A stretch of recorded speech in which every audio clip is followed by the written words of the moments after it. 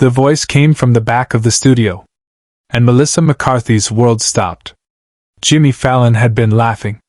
That big, genuine laugh that had made him America's favorite late-night host. Melissa was in the middle of a story, something funny about a movie-set disaster, the kind of anecdote that would normally have the audience in stitches. She was animated, gesturing wildly with her hands, her timing perfect. And then she heard it. A single word called out from somewhere near the studio entrance. Missy. Not Melissa. Not McCarthy. Missy. The nickname only one person in the world used anymore. Her hands froze mid-gesture. The smile vanished from her face. Her head turned sharply toward the back left corner of the studio, away from the cameras, away from Jimmy, away from everything. The audience sensed the shift immediately. 300 people who had been laughing seconds ago fell silent. The Roots stopped playing. Questlove lowered his drumsticks. Jimmy's laugh died in his throat. Melissa McCarthy, one of Hollywood's most powerful comedic forces, sat completely motionless in the guest chair, staring at something no one else could see yet. Jimmy's laugh froze, the orchestra went silent, and 300 audience members held their breath because Melissa McCarthy recognized that voice from the back of the studio. To understand what happened next, you need to understand what happened 17 years earlier. Melissa McCarthy wasn't always the confident, beloved actress who commanded movie screens and award shows. In 2008, she was a working actress, steady jobs, recognizable face, but not yet a household name. She had a recurring role on a sitcom, some commercial work, enough to pay rent in Los Angeles but nothing close to stardom. She was also engaged to Ben Falcone, her longtime boyfriend. They'd met years earlier in a comedy class, fallen in love over shared dreams and late-night diner conversations about the kind of careers they wanted to build. Ben was an actor too, navigating the same uncertain waters of auditions and rejection. They planned a simple wedding. Nothing extravagant. Just close friends and family at a small venue in Los Angeles. Melissa's parents would fly in from Illinois. Ben's family from Illinois too. Everyone was thrilled. Everyone except Melissa's older brother, Marcus. Marcus McCarthy had struggled his entire adult life. Not with lack of talent or ambition, he was brilliant, actually, with a sharp mind for engineering and a dry wit that could make Melissa laugh until she cried. But he struggled with addiction. Alcohol first, then pills, then harder substances that pulled him further and further from the life he'd once imagined for himself. The family had tried everything. Interventions. Rehab programs. Melissa had paid for treatment centers more times than she could count, always hoping this time would be different. Marcus would get clean for a few months, sometimes even a year, and then something would trigger a relapse and he'd disappear again. 3 months before Melissa's wedding, Marcus relapsed hard. He vanished from his apartment in Chicago, stopped answering phone calls, missed family dinners. Their mother was frantic. Their father drove around Chicago neighborhoods looking for him. Melissa was terrified. She called hospitals. She called the police. She called every friend Marcus had ever mentioned. Nothing. 2 weeks before the wedding, Marcus finally called. He was in bad shape. Melissa could hear it in his voice, that hollow quality that meant he was using again. He was somewhere in Nevada, he said. He didn't have money for a bus ticket. He didn't know if he could get clean in time for the wedding. Marcus, please, Melissa begged, sitting in her small Los Angeles apartment, phone pressed to her ear, tears streaming down her face. I need you there. You're my brother. I can't get married without you. I want to be there, Missy, he said, using that old childhood nickname. I really do. But I can't. I can't let you see me like this. I don't care what you look like. I don't care about any of that. I just need you there. There was a long pause. Then Marcus said something that would haunt Melissa for years. You deserve better than a brother like me showing up to your wedding. He hung up. Melissa tried calling back. The number was disconnected. She got married 2 weeks later in that small Los Angeles venue. Her parents were there. Ben's family. Close friends from the comedy world. It was beautiful. Everyone cried during the vows. The reception was full of laughter and dancing.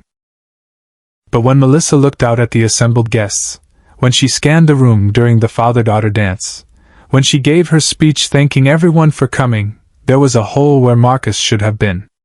An absence that ached more than she'd imagined possible. She smiled through it. She laughed at the toasts. She danced with Ben. She played the role of happy bride perfectly because that's what she'd learned to do as an actress. Perform even when your heart is breaking. After the wedding, she tried to find Marcus. More phone calls. More searches. Nothing. He'd vanished completely. 3 months later, her career exploded. She got cast in Bridesmaids. The movie became a massive hit. Suddenly Melissa McCarthy was everywhere. Magazine covers, award shows, movie offers flooding in. Her life transformed overnight. She used her new resources to search for Marcus. Private investigators. National databases. She put out quiet word through recovery networks across the country. She never stopped looking. Years passed. More movies. More success. She and Ben had children. 2 beautiful daughters who would never know their Uncle Marcus, who asked questions about him that Melissa struggled to answer. How do you explain to a child that sometimes people get lost and can't find their way back? Melissa never talked about Marcus publicly. It was too private, too painful. Her career was built on making people laugh, and talking about her missing brother didn't fit that narrative. So she compartmentalized. She kept working. She kept being funny. She kept that wound hidden. Subscribe and leave a comment, because the most powerful part of this story is still ahead. 17 years later, Melissa was one of the biggest stars in Hollywood. Multiple Oscar nominations. Blockbuster movies. Her own production company. She'd achieved everything she and Marcus used to dream about in their parents' living room when they were kids. Tonight, she was on The Tonight Show to promote her latest film. It was supposed to be fun. Jimmy always made her laugh. The audience loved her. These appearances were easy at this point in her career. She'd walked onto the stage to massive applause, hugged Jimmy, settled into the guest chair. They'd been talking for maybe 3 minutes. She was telling a story about her daughters, something funny they'd said on set. The audience was eating it up. And then that voice from the back of the studio. Missy. In the back left corner, near the entrance where audience members usually lined up before taping, stood a man in his 50s. Jeans. Simple button-down shirt. Graying hair. Thinner than he should be, the way people get when life has been hard. His hand was raised in a small, uncertain wave. Studio security had stopped him, hands on his arms, ready to escort him out for disrupting the taping. But something made them pause. Maybe the way Melissa had frozen, maybe the look on her face. Marcus McCarthy had been living in Nevada for 17 years. He'd been homeless for stretches. He'd been in and out of treatment centers. He'd worked odd jobs, construction, dishwashing, anything that paid cash and didn't ask too many questions. He'd gotten clean 3 years ago, really clean this time, and had been terrified to reach out to his family because how do you explain a 17-year absence? How do you come back from that? He'd been watching his sister's career from a distance. Seeing her movies in dollar theaters. Reading interviews in magazines left behind in waiting rooms. Proud beyond words. Ashamed beyond measure. 2 months ago, he'd gotten a job at a hotel in Los Angeles. Steady work. A small apartment. Something like a normal life. He'd been working up the courage to contact Melissa, writing and rewriting letters he never sent, practicing phone calls he never made. Tonight, walking home from his shift, he'd passed Rockefeller Center. He'd seen the Tonight Show logo. And something, call it impulse, call it fate, call it 17 years of regret finally becoming unbearable, made him go to the stage door and ask if he could get a ticket. "We're fully booked," the assistant said. "But if you come back at 5 p.m. sometimes we have last-minute cancellations." He'd waited. For 3 hours, standing in the New York cold, he'd waited. A ticket became available. He'd taken it. He'd sat in the back during the first segment, just watching his sister on that screen, so close but still impossibly far away.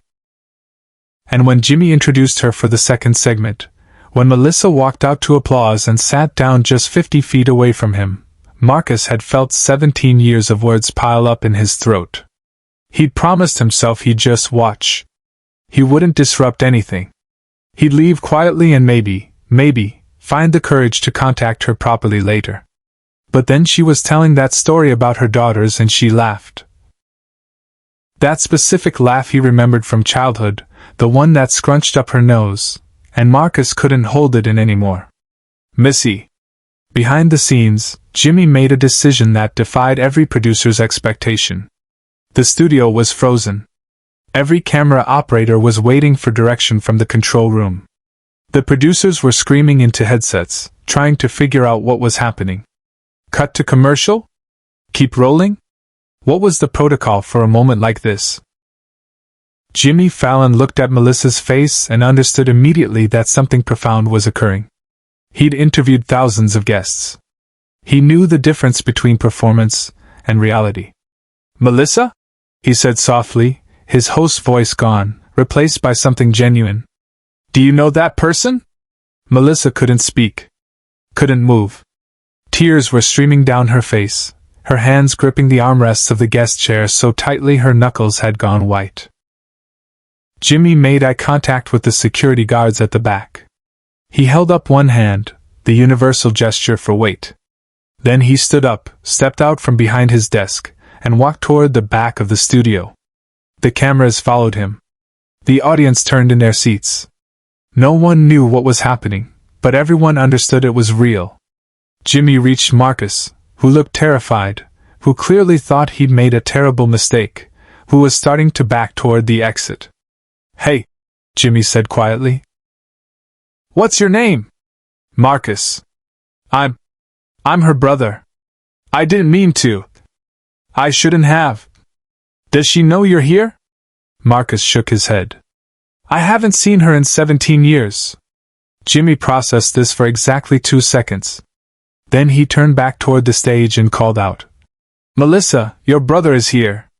But this is the moment no one in the studio, and no one watching at home, ever saw coming. Melissa stood up. The movement was sudden, chair scraping back. She stepped off the platform, stumbled slightly in her heels, kicked them off without breaking stride. She was running, actually running, across the studio floor toward the back corner. The audience erupted. Not in applause, not yet. In that collective gasp that happens when 300 people witness something authentic. Some were crying. Most had their hands over their mouths. Marcus took one step forward, then another. His face was crumpling, 17 years of held-together composure finally shattering. They collided in the aisle between audience sections. Melissa grabbed her brother and held on like he might disappear again if she loosened her grip. Marcus wrapped his arms around his sister and sobbed into her shoulder. Loud, body-shaking sobs that the boom microphones caught with devastating clarity. "I'm sorry," Marcus kept saying. "I'm so sorry. I miss your wedding. I missed everything. I'm so sorry."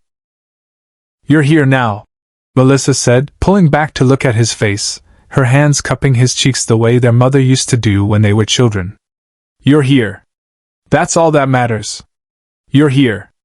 Jimmy Fallon stood 10 feet away, tears streaming down his face, not even trying to hide it. The cameras kept rolling. The control room had stopped shouting. Everyone understood they were witnessing something that transcended television. Jimmy reached into his jacket pocket and pulled out his blue note cards, the cards he used for every interview, with questions and jokes written in his own handwriting. He walked over to Melissa and Marcus, still holding each other. "Melissa," Jimmy said, his voice thick with emotion, "I want you to have these." She looked at him, confused. "What?" "These cards. I write on them every night, jokes, questions, things I want to remember. I want you to have them for tonight." Write down everything you want to say to your brother. Write down everything you've been holding for 17 years. Don't lose these words again. Melissa took the cards with shaking hands. She looked down at Jimmy's handwriting, then up at his tear-stained face. Thank you, she whispered. Jimmy addressed the studio audience. Folks, we're going to take a break. And when we come back, I think we're going to have a different kind of show tonight. The audience stood. All of them. Applauding, crying, bearing witness to this moment of reunion and forgiveness and impossible second chances. During the commercial break, Jimmy had his production team bring chairs onto the stage. Not the host desk. Not the guest chair. Just 3 simple chairs arranged in a circle, one for Melissa, one for Marcus, one for Jimmy. When they came back from commercial, Jimmy explained to the television audience what had happened. Marcus sat between his sister and the host, still holding Melissa's hand, still looking like he couldn't believe this was real. Marcus, Jimmy said gently, can you tell us where you've been? And Marcus told his story. Not all of it. 17 years can't be compressed into minutes. But enough. The addiction. The shame. The 3 years of being clean. The hotel job. The courage it took to walk through that door. Melissa never let go of his hand. When Marcus finished, Jimmy did something unexpected. He reached up, loosened his tie, and pulled it off. He handed it to Marcus. My dad gave me this tie, Jimmy said quietly. He told me to wear it on important nights. I want you to have it. A reminder that you showed up. Marcus clutched the tie, tears streaming down his face. The 3 of them sat on that stage and created a moment of such raw humanity that millions would watch it over and over, remembering what forgiveness looks like. Share and subscribe. Make sure this story is never forgotten. 6 months later, Marcus walked Melissa down the red carpet at her premiere. He'd been clean for 3.5 years. He was working full-time. He'd met his nieces. And in his pocket, he carried Jimmy Fallon's tie. Always.